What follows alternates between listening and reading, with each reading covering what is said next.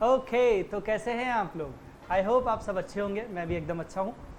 चलिए guys, start करते हैं आज का revision session on Ind AS 21, right. FR chart revision का जो सीरीज चल रहा है वो ये है, I think if I am not wrong, ये है lecture number 18।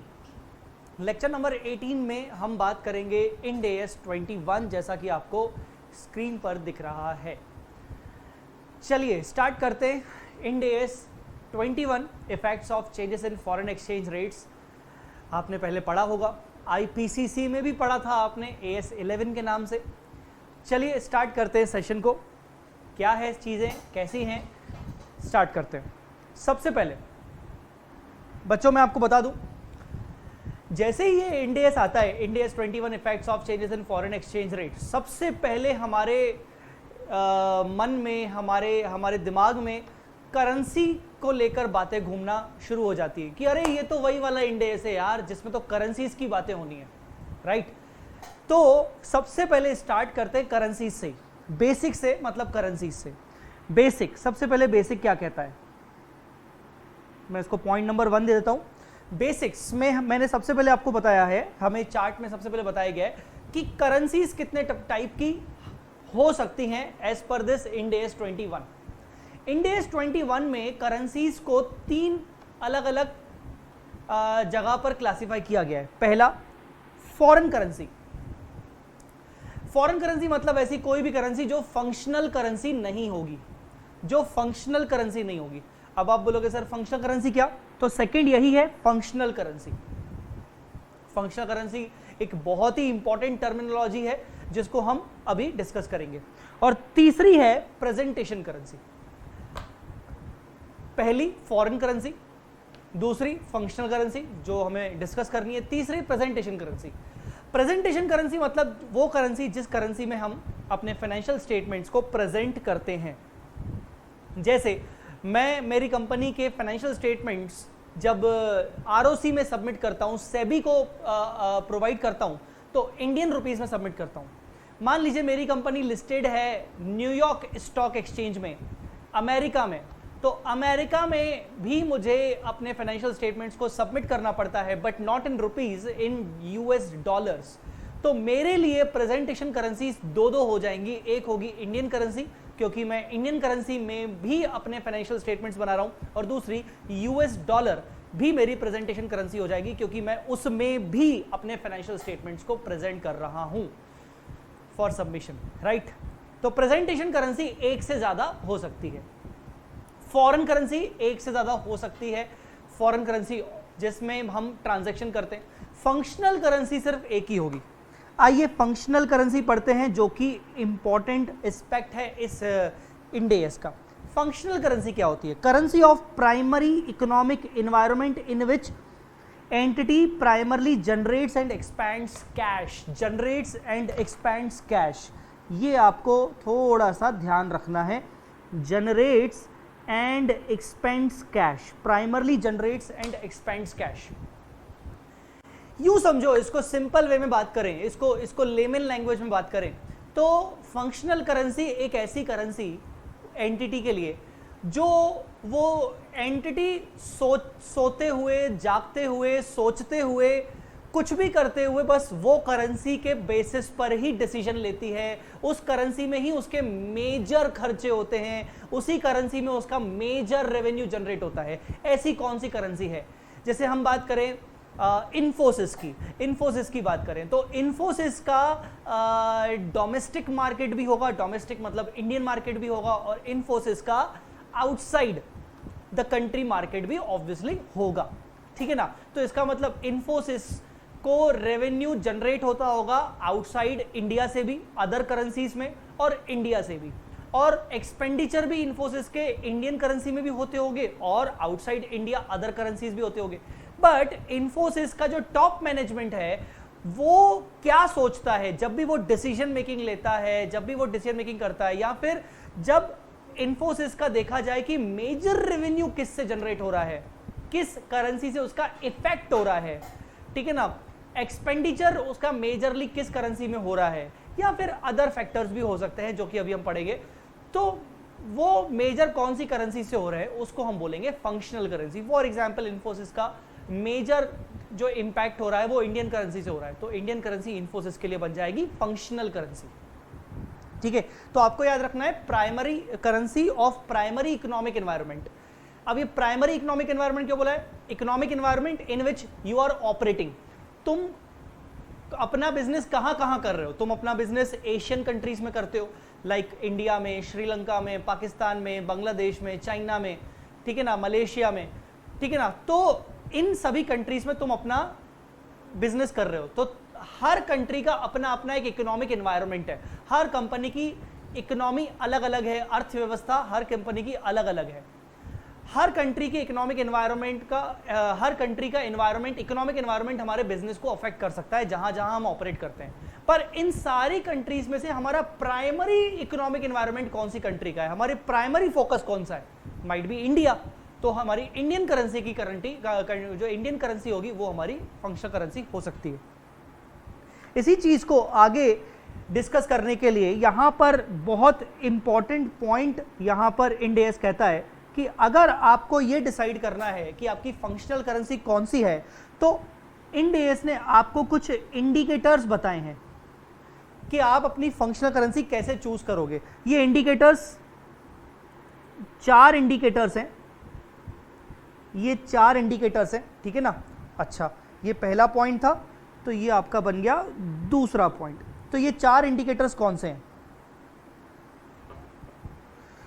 Currency that influence the selling price of goods and services, वो गुड्स एंड सर्विसेज जिसमें तुम डील करते हो, तुम्हारा बिजनेस जो तुम्हारे बिजनेस में जो गुड्स एंड सर्विस डील होते हैं, उन गुड्स एंड सर्विस के सेल प्राइस को कौन सी करेंसी इन्फ्लुएंस कर रही है। मतलब उन गुड्स एंड सर्विसेज के प्राइजेस कौन सी करेंसी के बेसिस पर डिटरमाइन किए जाते हैं, कौन सी करेंसी उनके प्राइस को अफेक्ट कर सकती है।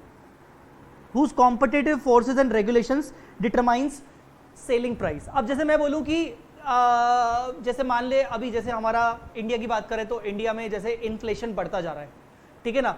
इन्फ्लेशन बढ़ना अच्छी बात भी है और बुरी बात भी है। अच्छी बात तब जब इन्फ्लेशन ग्रेजुअली बढ़े, अच्छी बात भी है, तभी इंसान की अर्निंग बढ़ती है। बट इन्फ्लेशन अचानक से जब बढ़ जाए, जो कि अभी करंट सिचुएशन में हो रहा है because of the after corona virus and after act of God, आप समझ गए होंगे।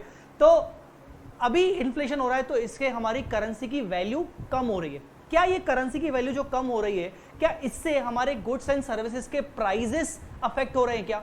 इफ नो, दैट मीन्स हमारी इंडियन करेंसी हमारी फंक्शनल करेंसी नहीं है। पर अगर हाँ, उसके कारण हमारे गुड्स एंड सर्विसेज के प्राइसेस अफेक्ट हो रहे हैं, तो Indian currency may be our functional currency. दूसरा, currency that influence the cost of goods and services. अगर आप पहले इंडिकेटर के बेसिस पर कोई डिसीजन नहीं ले सकते हो कि आपकी फंक्शनल करेंसी कौन सी होगी, तो आपके पास दूसरा इंडिकेटर है कि आपके मेजर गुड्स एंड सर्विसेज को बेचने के लिए जो मेजर आपके खर्चे होते हैं, मटेरियल्स, लेबर्स, ओवरहेड्स के, वो मेजर कौन सी करेंसी में होते हैं। तीसरा, currency in which funds from financing activities are generated. तीसरा इंडिकेटर कहता है कि आप जो लोन्स वगैरह ले रहे हो, आप जो पैसा अपनी कंपनी में ले रहे हो, चाहे इक्विटी के थ्रू, चाहे डिबेंचर्स के थ्रू, चाहे डेट्स के थ्रू, वो मेजर फाइनेंस आपका कौन सी करेंसी में है, यूएस डॉलर्स में है, इंडियन करेंसी में है, ये भी एक फैक्टर हो सकता है। और चौथा, currency in which receipts from operating activities are retained। receipts are retained मतलब तुम जो धंधा करते हो, बिजनेस करते हो, बिजनेस करके जो तुम्हारा अर्निंग तुम्हारे पास जो बचता है, अर्निंग जो तुम्हारे बचता है, तुम्हारा इंडियन कंट्री में जो तुम्हारा बिजनेस हुआ उसमें तुम्हें अर्निंग हुआ, पाकिस्तान से तुम्हें कुछ अर्निंग हुआ, बांग्लादेश से कुछ अर्निंग हुआ, श्रीलंका से कुछ अर्निंग हुआ, चाइना से कुछ अर्निंग हुआ, तो तुम्हारी अलग अलग जगह से अर्निंग हो रही है। तुम कौन सी कंट्री की अर्निंग को एक्चुअली किस करेंसी में रिटेन करते हो, जिसमें तुम्हारा ऑब्वियसली तुम उसी करेंसी में रिटेन करते होगे जिसमें तुम्हारा भरोसा होगा कि यार ये करेंसी हमेशा दिक्कत नहीं देगी मुझे, कभी भी इस करेंसी की वैल्यू कभी इतना ज्यादा डाउनग्रेड नहीं हो जाएगी। तो तुम किस करेंसी में अपनी अर्निंग्स को रिटेन करते हो, that might be the another factor which can determine कि तुम्हारी फंक्शनल करेंसी कौन सी हो सकती है। अच्छा, अब जो ये चारों के चारों जो तुम्हारे इंडिकेटर्स है, ये चारों इंडिकेटर्स में से कोई एक नहीं देखना है, तुम 2, 3, 4 मल्टीपल इंडिकेटर्स के बेसिस पे भी अपनी फंक्शनल करेंसी को डिसाइड कर सकते हो। स्टार्टिंग के दो इंडिकेटर्स को प्राइमरी बोला गया है, बाद के दो को सेकेंडरी बोला गया है। मतलब जब पहले जज करोगे तो पहले के दो इंडिकेटर्स को जज करोगे। Entity can apply one or more indicators to identify the functional currency. चलिए अब आते हैं तीसरे वाले पॉइंट पर। अभी तक हमें यह समझ में आ गया कि यार करेंसीज तीन टाइप की होती है। एक होती है फंक्शनल, जो हमारी मेजर करेंसी होती है, मेन होती है। फंक्शनल मतलब यूं समझो इसको, और इस तरीके से हम क्यों पढ़ रहे हैं फंक्शनल करेंसी, जिसमें तुम जर्नल एंट्रीज करोगे, जिसमें तुम अकाउंटिंग करोगे। सर अभी तो आपने बोला कि जिसमें हम बैलेंस शीट P&L बनाएंगे, प्रेजेंटेशन करेंगे, वो प्रेजेंटेशन करेंसी होगी। देखो बैलेंस शीट P&L बनाना is not accounting, it is reporting, it is presentation. Accounting करना is like journal entries, ledger posting वगैरह। तो जिसमें तुम एक्चुअली अकाउंटिंग करोगे वो फंक्शनल करेंसी होगी। वही फंक्शनल करेंसी में तुम प्रेजेंटेशन भी कर सकते हो, और प्रेजेंटेशन तुम किसी और करेंसी में भी कर सकते हो। ठीक है, तो फॉरेन करेंसी एक से ज्यादा हो सकती है, फंक्शनल करेंसी एक ही होगी, और प्रेजेंटेशन करेंसी भी एक से ज्यादा हो सकती है। प्रेजेंटेशन और फंक्शनल सेम भी हो सकती है, फॉरेन और फंक्शनल सेम नहीं हो सकती। अब तीसरा वाला पॉइंट ये भी इंपॉर्टेंट है। तीसरा वाला पॉइंट क्या बोल रहा है? Foreign currency transaction. अब हम सबसे इंपॉर्टेंट, सबसे मेजर पोर्शन पढ़ रहे हैं इंडियाज 21 का, which is called foreign currency transactions. अगर कोई भी एंटिटी किसी भी प्रकार का ट्रांजैक्शन करती है फॉरेन करेंसी में, अब हमें यह पता लग चुका है कि हमारी फंक्शनल करेंसी कौन सी है। जो फंक्शनल करेंसी हमारी है उसको छोड़कर बाकी जितनी भी करेंसी होंगी वो सब की सब फॉरेन होंगी। हमें यह नहीं देखना है कि फॉरेन ये है कि नहीं है कि नहीं है कि नहीं, हमें यह देखना है कि हमारी फंक्शनल करेंसी कौन सी है। एक बार हमें समझ में आ गया हमारी फंक्शनल करेंसी कौन सी है, फॉरेन करेंसी अपने आप हमें समझ में आ जाएगी कि यार उसको छोड़कर बाकी सब फॉरेन करेंसी होंगे। अब अगर तुम्हारे ट्रांजैक्शन हो रहे हैं रेवेन्यू नेचर के ट्रांजैक्शन, सेल, परचेज, एक्सपेंसेस वगैरह, कैपिटल नेचर के ट्रांजैक्शंस, असेट्स खरीदना बेचना, डेट्स फंड लेना, तो जितने भी ट्रांजैक्शन तुम्हारे फॉरेन करेंसी में हो रहे हैं उसका ट्रीटमेंट क्या होगा तुम्हारे फाइनेंशियल स्टेटमेंट्स में। क्योंकि फॉरेन करेंसी में तुमने ट्रांजैक्शन किया है, अब तुम्हें रिकॉर्डिंग तो तुम्हें फंक्शनल करेंसी में करनी पड़ेगी। बात समझ में आ रही कि नहीं? तुम्हें रिकॉर्डिंग किस में करनी पड़ेगी? फंक्शनल करेंसी में। तो ऐसे केस में करना क्या पड़ेगा? क्योंकि तुम्हारा ट्रांजैक्शन फॉरेन करेंसी में है, तुम्हें रिकॉर्डिंग करनी पड़ेगी फंक्शनल में। तो इसलिए देखो मैंने क्या लिखा है, convert from foreign to functional. Transaction क्या तुमने फॉरेन में, कन्वर्जन करना है तुम्हें फंक्शनल में। तो क्या करना पड़ेगा? अब ध्यान से देखिए, all transactions other than net investment in foreign operation, और यहां पर net investment in foreign operation, यहां पर सारे फॉरेन करेंसी ट्रांजैक्शंस को हमने दो हिस्सों में डिवाइड कर लिया। ठीक है ना, हमने दो हिस्सों में डिवाइड कर लिया। सारे के सारे फॉरेन करेंसी ट्रांजैक्शंस को हमने दो हिस्सों में डिवाइड कर लिया। कौन से दो हिस्सों में डिवाइड कर लिया? दो हिस्सों में कौन से डिवाइड कर लिया? All the transactions except net investment in foreign operation, और दूसरा net investment in foreign operation. Sir ये net investment in foreign operation क्या होता है? बाद में बात करेंगे, पहले all transactions other than net investment in foreign operation.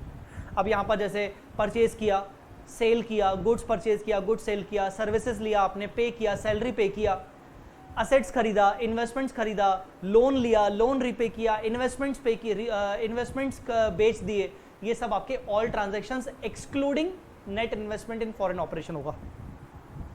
जितने भी तुम्हारे ट्रांजैक्शंस होंगे उनका इनिशियल रिकॉग्निशन, जब तुम उनको फर्स्ट टाइम रिकॉर्ड करोगे फंक्शनल करेंसी में, तो तुम्हें फॉरेन टू फंक्शनल करने के लिए तुम्हें उसी दिन का स्पॉट रेट चाहिए। क्या चाहिए? उसी दिन का स्पॉट रेट, सेम डेट जिस दिन ट्रांजैक्शन किया उसी दिन का स्पॉट रेट, उसी दिन का एक्सचेंज रेट तुम्हें चाहिए कन्वर्जन करने के लिए। चलो भैया उस दिन कन्वर्जन हो गया। अब सब्सिक्वेंट मेजरमेंट मतलब balance sheet. Balance sheet date पर, बैलेंस शीट डेट पर क्या करोगे? सब्सिक्वेंट मेजरमेंट मतलब balance sheet. Balance sheet date पर क्या करोगे? बैलेंस शीट डेट पर तुम्हें यह करना है, ध्यान से समझना मेरी बात।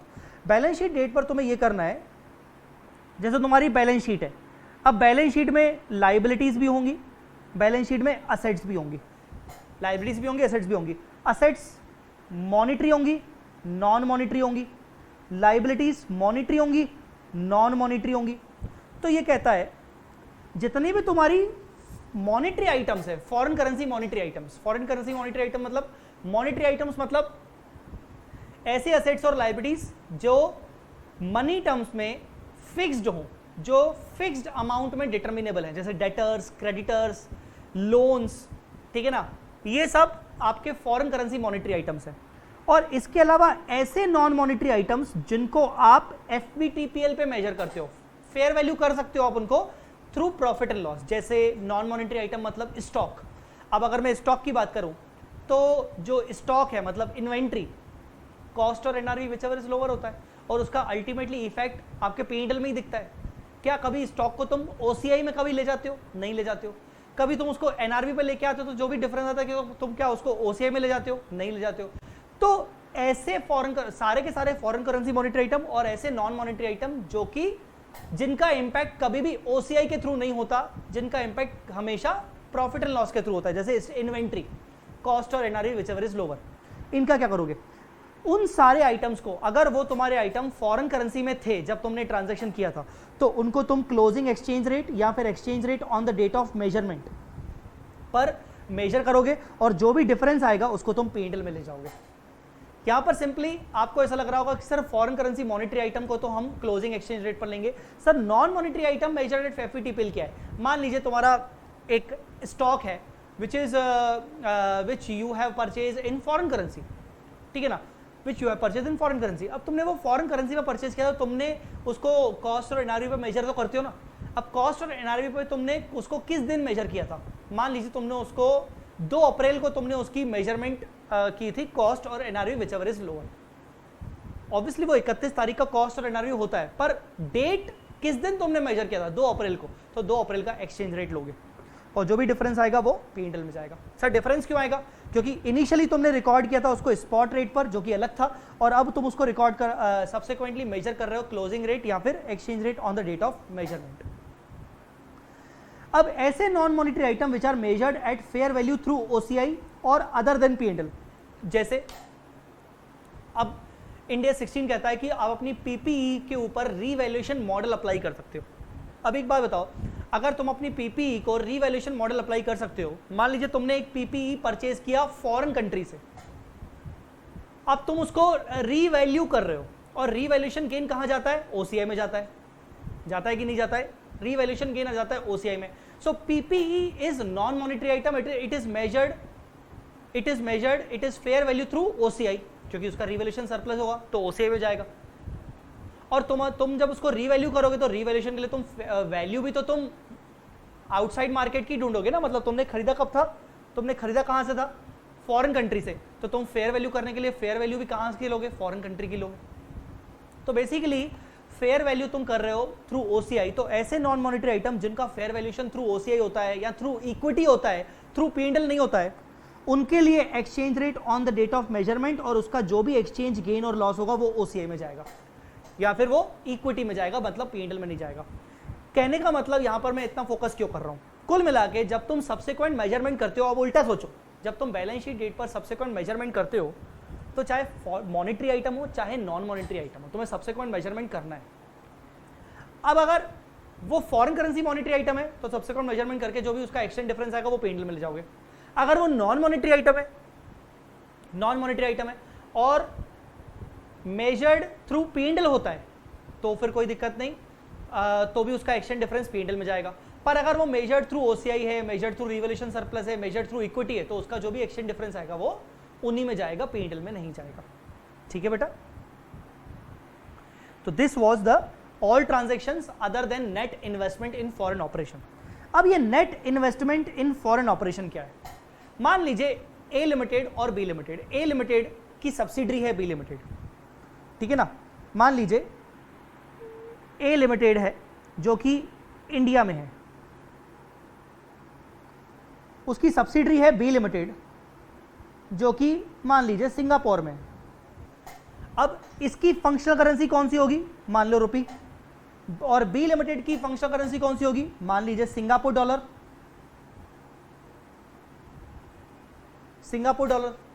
ठीक है ना।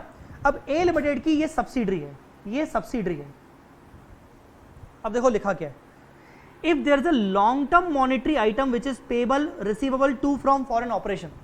मान लीजिए A लिमिटेड ने B लिमिटेड को लोन दिया, इंडियन कंपनी ने, होल्डिंग कंपनी ने B लिमिटेड मतलब सब्सिडरी कंपनी को लोन दिया। जब A लिमिटेड B लिमिटेड को लोन देगा तो मान लो उसने तो लोन रुपए में दिया, तो B लिमिटेड को ये लोन किस में मिला? रुपीस में। तो B लिमिटेड के लिए ये जो B लिमिटेड के लिए ये डॉलर क्या है? Functional currency. पर यहीं पर B लिमिटेड के जो उसको जो लोन मिला जो कि रुपीस में मिला वो उसके लिए क्या हो गया, वो उसके लिए हो गया फॉरेन करेंसी। हुआ कि नहीं?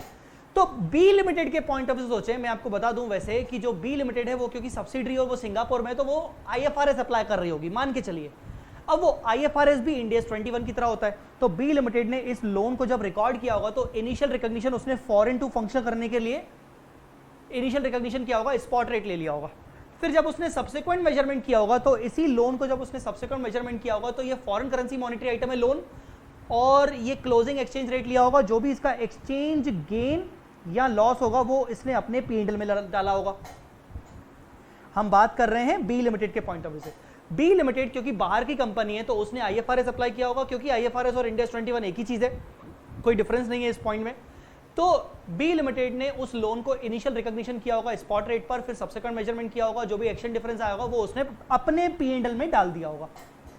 पर जब ए लिमिटेड बी लिमिटेड को मर्ज करेगा अपने साथ, कंसोलिडेट करेगा, तो कंसोलिडेट ना सिर्फ बैलेंस शीट होती है, कंसोलिडेट तो P&L भी होता है। तो बी लिमिटेड के P&L में एक्सचेंज गेन और लॉस दिख रहा है।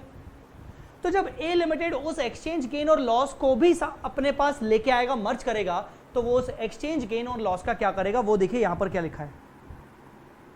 If there is a long term monetary item which is payable receivable to from foreign operation, FO, यहां बोल रहा है long term monetary item. Long term monetary item मतलब मैंने एक लोन दिया 1 साल से ज्यादा पीरियड के लिए, तो ये लॉन्ग टर्म हो गया। मॉनिटरी आइटम, लोन एक मॉनिटरी आइटम होता है which is receivable from foreign operation, for which settlement is neither planned और nor likely to occur in the foreseeable future. अब जो मैंने लोन दिया है ना बी लिमिटेड को, मैं कभी उससे वापसी लूंगा ही नहीं, क्योंकि ये मेरी ही कंपनी है। बहुत बार, कई बार आपने आर्टिकलशिप में टाइम में देखा है कि जो बेसिकली कुछ ऐसे लोन्स दिखते होते हैं जिनका रीपेमेंट मैनेजमेंट बता ही नहीं पाता है कि हम इसका कभी रीपेमेंट करेंगे कि नहीं।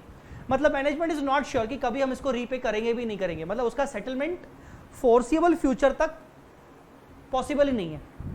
Settlement is neither planned nor likely occur, plan नहीं किया, हमें नहीं पता कि हम इसको सेटल कब करेंगे, मैं अपनी सब्सिडी से वापस कब लूंगा पैसा, शायद पता नहीं कब लूं कि नहीं लूं, देखा जाएगा। बस लोन की एंट्री दिख गई है, मेरे में डेबिट दिख रहा है, उसमें क्रेडिट दिख रहा है, तो settlement is neither plan nor likely to occur. तो ऐसे केस में जो ऐसे वाले जो आइटम होते हैं उसका क्या होगा, एसएफएस ऑफ फॉरेन ऑपरेशन, मतलब जो बी लिमिटेड है, exchange gain loss on subsequent measurement transfer to P&L, जो मैंने आपको बताया। सीएफएस ऑफ पेरेंट, ये इंपॉर्टेंट है, पेरेंट के सीएफएस में उसका क्या होगा। बेसिकली पेरेंट जानता है कि उसका सेटलमेंट होने वाला है नहीं, the settlement is neither plan nor likely to occur in the future. जब मुझे पता है कि उसका सेटलमेंट होने ही नहीं वाला है, तो ये एक्सचेंज गेन और लॉस तो हमेशा के लिए आ गया, ये कभी सेटल तो होगा ही नहीं। तो मैं इस एक्सचेंज गेन लॉस को जब मर्ज कर रहा हूं, जब अपने सब्सिडरी के P&L को मर्ज कर रहा हूं, तो उसके P&L में जो एक्सचेंज गेन लॉस दिख रहा है उसने तो अपने P&L में डाला है, मैं क्यों कंसोलिडेटेड प्रॉफिट एंड लॉस में डालूं। जब इसका सेटलमेंट होने ही नहीं वाला तो मैं इसको OCI में ले जाऊंगा। तो this exchange gain loss on translation into functional currency of parent transfer to OCI until the disposal of foreign operation or on the date when the settlement is planned। ये एक्सचेंज लॉस और exchange gain जो B limited के P&L में दिख रहा है, वो जब मर्ज करूंगा तो मैं ए लिमिटेड एज अ कंसोलिडेशन जब करूंगा तो अपने कंसोलिडेटेड OCI में ट्रांसफर कर दूंगा, क्योंकि इसका सेटलमेंट प्लान्ड नहीं है। As soon as when I have planned the settlement, मैं उस OCI को रिक्लासिफाई करके P&L में लेके आ जाऊंगा, या जब मैं अपनी सब्सिडी को बेच दूंगा तो भी मैं P&L में लेके आ जाऊंगा। तो यहां पर ये है कि जो भी एक्सचेंज डिफरेंस आपके सब्सिडी, जो कि आपकी फॉरेन सब्सिडी है, उसमें दिख रहा है, जब आप मर्ज करके इधर लेके आ रहे हो तो उसको OCI में ले जाओ। अगर वो जो लोन है, long term foreign currency monetary item है, वो उसका सेटलमेंट प्लान्ड नहीं है। तो ये थोड़ा सा अलग टाइप का पॉइंट है इंडिया 21 में, ये कभी AS 11 में अपन ने पढ़ा नहीं था IPC लेवल पे। चलिए आगे पढ़ते हैं। तो ये हो गया अपना फॉरेन करेंसी ट्रांजैक्शंस, जहां पर फॉरेन से फंक्शनल में जाते हैं। अब अपन बात कर रहे हैं नेक्स्ट पॉइंट की, which is translation of financial statements into presentation currency. अब देखिए मुद्दा क्या है, ध्यान से सोचिएगा। अभी तक मैंने आपको क्या करवाया कि यार एक एंटिटी है जिसकी एक फंक्शनल करेंसी है इंडियन रुपीस, उसने कोई फॉरेन करेंसी में ट्रांजैक्शंस किए, US dollars, UK pounds, euros और अलग अलग करेंसीज में मैंने ट्रांजैक्शंस किए। मुझे उन ट्रांजैक्शंस को जब रिकॉर्ड करना है तो फॉरेन टू फंक्शनल में जाना है। अब सारे ट्रांजैक्शंस रिकॉर्ड हो चुके हैं, मैंने अकाउंटिंग एंट्रीज पास कर ली है। मैंने अपने balance sheet profit and loss account मुझे अब अपना बैलेंस शीट और प्रॉफिट एंड लॉस अकाउंट बनाना है, मतलब मुझे अपना फाइनेंशियल स्टेटमेंट्स बनाना है। मैंने अपना फाइनेंशियल स्टेटमेंट्स फंक्शनल करेंसी में बना लिया है, बट यहाँ मेरी प्रेजेंटेशन करेंसीज मान लीजिए दो हैं। एक तो फंक्शनल करेंसी जो इंडियन रुपी है, वही मान लीजिए मेरी प्रेजेंटेशन करेंसी है रुपी, जिसमें मेरी बैलेंस शीट पेंडल तैयार हो चुकी है। मान लीजिए मेरी एक और फंक्शनल प्रेजेंटेशन करेंसी है विच इज यूके पाउंड। इसका मतलब अब जो मेरी बैलेंस शीट तैयार हो चुकी है जो कि फंक्शनल करेंसी के हिसाब से है, रुपीज में है, अब मुझे उस बैलेंस शीट को कन्वर्ट करना है यूके पाउंड में, क्योंकि मुझे सेम बैलेंस शीट पाउंड्स में कन्वर्ट करवानी है, मुझे सेम पीएनएल पाउंड्स में कन्वर्ट करवाना है। तो अब हम पढ़ने वाले हैं conversion from functional to presentation. इससे पहले अभी हम क्या पढ़ रहे थे, फॉरेन टू फंक्शनल, फिर फंक्शनल टू प्रेजेंटेशन। अब हम पढ़ रहे हैं फंक्शनल टू प्रेजेंटेशन। जब हम फंक्शनल टू प्रेजेंटेशन जाएंगे, मतलब अब हमारी एक बैलेंस शीट है, ये मैं मिटा भी दूं तो चलेगा ना। हमारी एक बैलेंस शीट है जिसमें सारे के सारे equity, reserves and surplus, liabilities, मैं फॉर्मेट टी शेप बना रहा हूं, असेट्स, ये सब आपके इंडियन रुपीज में है। बट इन सब को आपको मान लो पाउंड में करना है, इन सबको आपको पाउंड में करना है। क्या करोगे? इन सबको आपको पाउंड में करने के लिए आप क्या करोगे? Functional to presentation, pounds. Case 1, functional currency is not a currency of hyper inflationary economy. आपको ये चेक करना है कि आपकी जो फंक्शनल करेंसी है वो किसी ऐसी कंट्री की करेंसी तो नहीं है जिस कंट्री में हाइपर इन्फ्लेशन होता है। क्या इंडिया का इन्फ्लेशन हाइपर इन्फ्लेशन है? The answer is no. Sir हमें कैसे मालूम पड़ेगा कि किसी कंट्री का इन्फ्लेशन हाइपर इन्फ्लेशन होता है? हाइपर इन्फ्लेशन के कुछ कैरेक्टरिस्टिक्स हैं इंड AS 29 के अकॉर्डिंग, जो आपके सिलेबस में नहीं है। मैं आपको एक कैरेक्टरिस्टिक बता देता हूं, जहां एक ऐसी कंट्री जहां पर इन्फ्लेशन 3 साल के अंदर अंदर 100% हो जाए। 100% समझते हो? 100% बहुत ज्यादा होता है। एक जो आइडल इन्फ्लेशन रेट होता है वो होता है लगभग 5%, 6%, 7%। 7% भी हो जाए तो बहुत ज्यादा माना जाता है, इंडिया में भी बहुत ज्यादा माना जाता है। एक ऐसी कंट्री जहां पर इन्फ्लेशन 3 साल के अंदर अंदर 100% हो जाए, मतलब 3 साल में जो चीज आपने 100 रुपए की खरीदी थी, 3 साल के अंदर अंदर वो 200 रुपए की हो गई, इतना इन्फ्लेशन। हम बात कर रहे हैं जिम्बाब्वे और कुछ ऐसी कंट्रीज जहां पर इन्फ्लेशन की बैंड बजी हुई है, मतलब वहां पे। तो क्या आपकी जो फंक्शनल करेंसी है वो उस कंट्री की करेंसी है जिस कंट्री में हाइपर इन्फ्लेशन होता है? The answer is no, not. जैसे इंडिया, ऐसे केस में क्या करोगे? आप अपने सारे एसेट लायबिलिटीज को क्लोजिंग रेट पे अप्लाई करोगे। अब सारे एसेट लायबिलिटी कौन से? जो आपने ऑलरेडी अपने फंक्शनल करेंसी बना के रखे, उन सारे एसेट लायबिलिटीज को क्लोजिंग रेट पे, मतलब यूके पाउंड में ले जाने के लिए क्लोजिंग रेट लगाओगे, बैलेंस शीट डेट वाला रेट। All asset liabilities. यहां पर आपको ये नहीं चेक करना कि मॉनिटरी क्या है, नॉन मॉनिटरी क्या है। सारे revenue items, actual if possible, otherwise average. सारे रेवेन्यू आइटम्स को आप एक्चुअल रेट, जिस दिन ट्रांजैक्शन हुआ था उस दिन का रेट, अगर पॉसिबल है, नहीं पॉसिबल तो आप एवरेज रेट पर कन्वर्ट करोगे, और जो भी एक्सचेंज डिफरेंस आएगा उसको OCI में ले जाओगे, ठीक है। और CTD क्या है? CTD क्या है? क्यूमुलेटिव ट्रांसलेशन डिफरेंस, उसको OCI में ले जाएंगे। सर P&L में क्यों नहीं ले जाएंगे? क्योंकि ये कभी रियलाइज होगा ही नहीं, क्योंकि आप सिर्फ अपनी बैलेंस शीट को पाउंड में कन्वर्ट कर रहे हो, आप कोई एक्चुअल में ट्रांजैक्शन नहीं कर रहे हो। यहाँ कोई फॉरेन ट्रांजैक्शन नहीं है कि एक बार OCI में चला गया फिर वो बाद में P&L में आ जाएगा। यहाँ पर सिर्फ आप अपना प्रेजेंटेशन बदल रहे हो। तो प्रेजेंटेशन चेंज करने के लिए जो भी डिफरेंसेस आने तय हैं, क्योंकि यहाँ पर आप क्लोजिंग ले रहे हो, यहाँ पर आप एवरेज ले रहे हो, तो डिफरेंसेस तो आएंगे। उन डिफरेंसेस को आप हमेशा OCI में ही दिखाते रहोगे, क्योंकि आपको प्रेजेंटेशन करना है सिर्फ, ठीक है। ये गेन्स और लॉसेस कभी भी रियलाइजेबल नहीं होते, इसलिए वो OCI में जाएंगे, तो ये कभी भी रिक्लासिफाई नहीं होंगे P&L में। केस 2, फंक्शनल करेंसी एक ऐसी कंट्री की करेंसी है जहां पर हाइपर इन्फ्लेशन होता है। भैया ऐसे केस में तो क्या बोल दिया गया? सारे बैलेंस शीट के आइटम्स, सारे P&L के आइटम्स, चाहे असेट्स, चाहे लायबिलिटीज, चाहे इनकम, चाहे एक्सपेंसेस, चाहे रेवेन्यूज, चाहे रिजर्व्स एंड सरप्लस, चाहे इक्विटीज, सभी को एक कॉमन रेट पर आपको चेंज करना है। All the items eight closing rate of most recent financial statements presented. जब आपने लास्ट फाइनेंशियल स्टेटमेंट्स बनाया था उस दिन का जो आपका रेट होगा, उसी रेट पर आप कन्वर्ट कर दोगे सारे आइटम्स को, यहां पर कोई एक्सचेंज डिफरेंस आएगा ही नहीं क्योंकि सभी आइटम्स को सेम रेट पर डाल रहे हैं, ठीक है। इंपॉर्टेंट ये है, ये नहीं है, सेकंड केस नहीं है, फर्स्ट केस इंपॉर्टेंट है। मैं फिर से समझा दूं, ओवरऑल अभी तक हमने क्या पढ़ा, जब आपकी एक बार फंक्शनल करेंसी में सब कुछ हो गया है, अब फंक्शनल से प्रेजेंटेशन में जा रहे हो, दूसरी करेंसी में जा रहे हो, कोई ट्रांजैक्शन नहीं कर रहे हो, सिर्फ करेंसी में जा रहे हो, तो आपको क्या करना चाहिए, असेट लायबिलिटीज को closing rate exchange rate, incomes और एक्सपेंसेस को एवरेज रेट, ठीक है। इसको याद कैसे करोगे, मैं हमेशा बच्चों को याद करने का एक तरीका बताता हूं इसमें, वो भी डिपेंड करता है कि वो तरीका याद तभी होगा जब आपने इंटरमीडिएट में AS11 अच्छे से पढ़ा था। आपको इंटरमीडिएट में AS11 याद होगा, उसमें आपने दो चीजें पढ़ी थी, integral operation, non integral operation, अगर कुछ याद आ रहा हो तो इन दोनों को लिंक करो, थर्ड वाले को और फोर्थ वाले को। मैं बोल रहा हूं थर्ड वाले पॉइंट को और फोर्थ वाले पॉइंट को। जो आपका थर्ड वाला पॉइंट है ना, it is as good as your integral for operation. Integral operation जो AS11 का था वो यही बोलता था कि मॉनेटरी आइटम होंगे तो closing exchange rate, non monetary item होंगे तो एक्चुअल रेट या फिर on the date of measurement, revenue items होंगे तो उसको ऐसे एवरेज रेट वगैरह वगैरह करता था, ठीक है। और एक्सचेंज डिफरेंस P&L में जाएगा। अब जो नॉन इंटीग्रल ऑपरेशन हुआ करता था वो बोलता था कि भाई आपके सारे एसेट लायबिलिटीज क्लोजिंग रेट पे जाएंगे, रेवेन्यू आइटम्स एवरेज पे जाएंगे और जो भी एक्सचेंज डिफरेंस होगा वो FCTR बनेगा, यहां पर अपन OCI बोलते हैं। तो आप इसको ये बोल सकते हो कि it is as good as integral, it is as good as non integral of AS11, ठीक है। चलिए अब बहुत ही important point which is foreign operations. Sir ये क्या है, आपने एक सब्सिडरी कंपनी को अक्वायर किया, आपने किसी सब्सिडरी कंपनी को अक्वायर किया, फॉरेन ऑपरेशन, उसको बोलेंगे फॉरेन ऑपरेशन।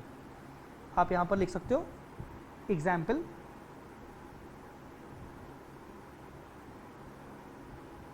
Foreign subsidiary. जब आप फॉरेन ऑपरेशन, फॉरेन सब्सिडरी को अक्वायर कर रहे हो तो ऑब्वियसली वो आपकी सब्सिडरी है, तो आपको कंसोलिडेशन तो बनाना पड़ेगा ना। आप एक इंडियन कंपनी हो, आपके ऊपर इंडिया एप्लीकेबल है, आपकी सब्सिडरी के ऊपर भले इंडिया एप्लीकेबल नहीं है, पर जब आप उसके फाइनेंशियल स्टेटमेंट्स को अपने साथ मर्ज करोगे तो फाइनेंशियल स्टेटमेंट्स कंसोलिडेट तो होंगे ही होंगे, इंडिया तो लगेगा ही लगेगा। Consolidation of foreign subsidiary with parent कैसे होगा, स्टेप नंबर 1, आप किस तरीके से कंसोलिडेशन करोगे। आई होप आपको कंसोलिडेशन करना आता है। आप क्या करोगे, आपको पता है कि कंसोलिडेशन करते वक्त आपको गुडविल या गेन फ्रॉम बार्गेन परचेस निकालना पड़ता है, कॉस्ट ऑफ कंट्रोल की वर्किंग करनी पड़ती है, आपको NCA निकालना पड़ता है, आपको statement of changes in net assets मैंने बनाना सिखाया था। तो जो भी आप गुडविल की वर्किंग करोगे, NCA की वर्किंग करोगे या जितने भी आप वर्किंग करोगे वो सब के सब आप functional currency of foreign operation में करोगे। मतलब सीधी बात है, जितनी भी आप कैलकुलेशंस करोगे, गुडविल की कैलकुलेशन, NCA की calculation, statement of changes in net assets की कैलकुलेशन, जितनी भी कैलकुलेशन करोगे वो सब्सिडरी कंपनी की फंक्शनल करेंसी में ही करोगे। फॉर एग्जाम्पल, एक है H लिमिटेड जिसकी फंक्शनल करेंसी रुपीज है,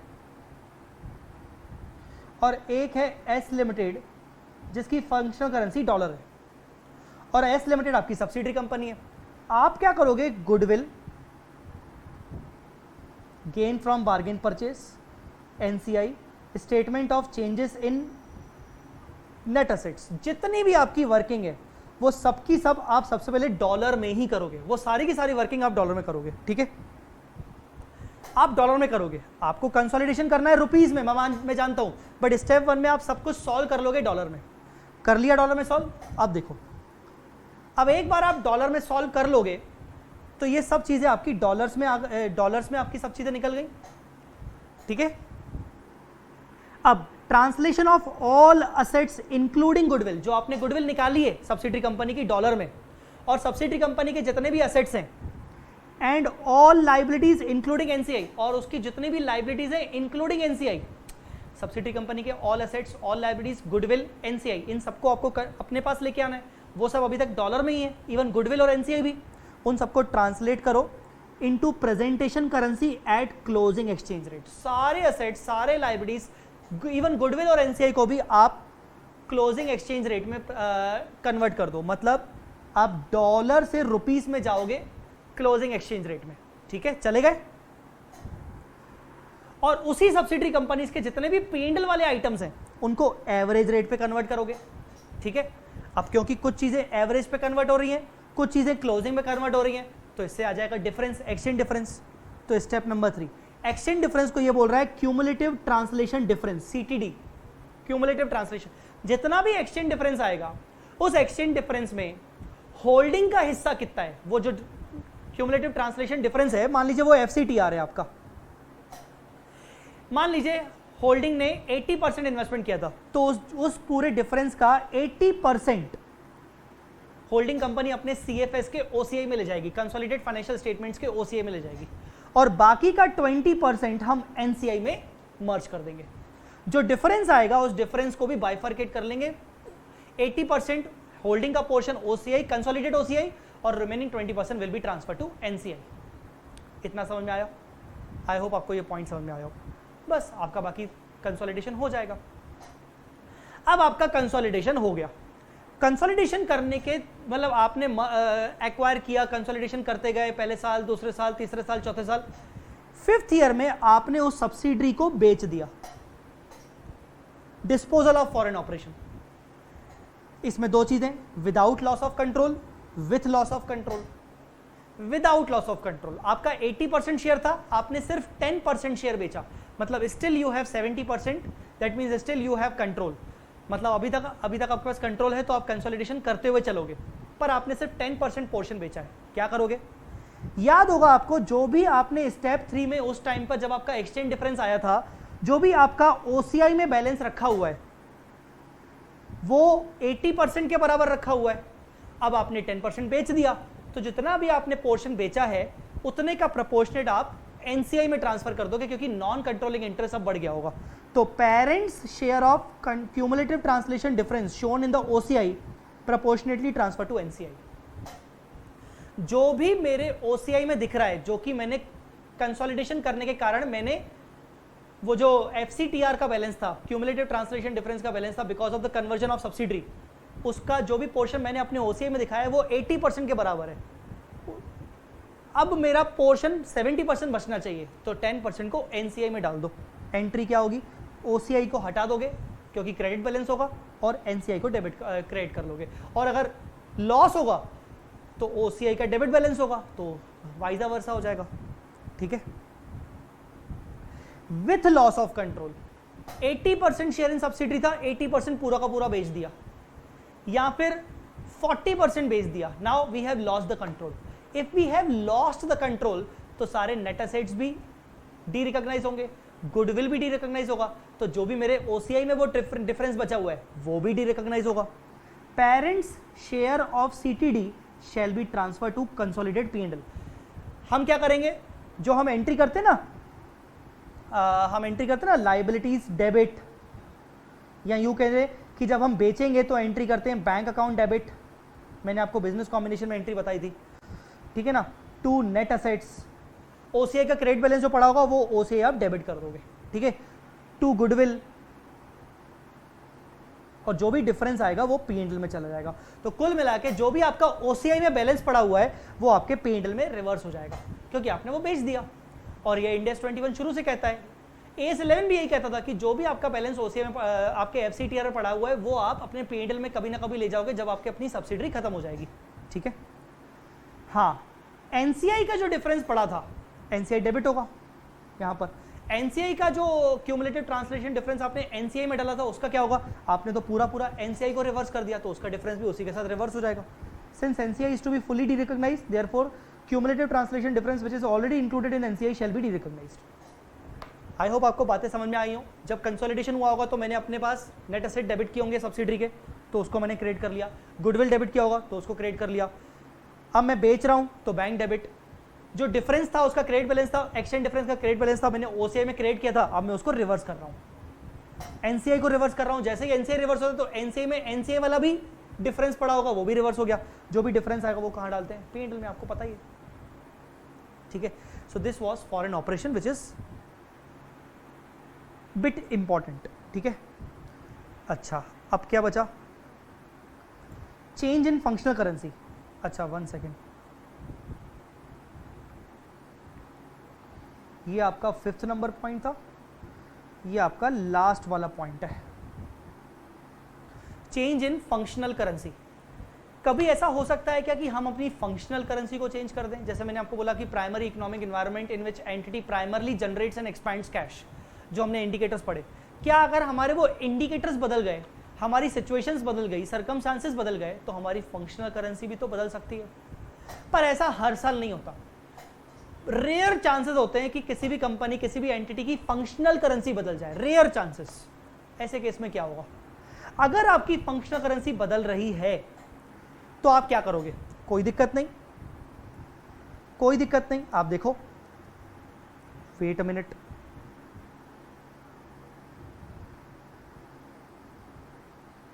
जो भी आपकी बैलेंस शीट बनी हुई है on the date of change in functional currency, जो भी आपकी बैलेंस शीट बनी हुई है, लायबिलिटीज, असेट्स, वो आपकी रुपीस में है, ये जो इक्विटी है वो भी आपका रुपीस में है, ये रिजर्व्स एंड सरप्लस है वो भी आपका रुपीस है। अब आपको मान लो रुपीस से जाना है येन, आपकी जैपनीज करेंसी हो गई आपकी फंक्शनल करेंसी, क्या करोगे?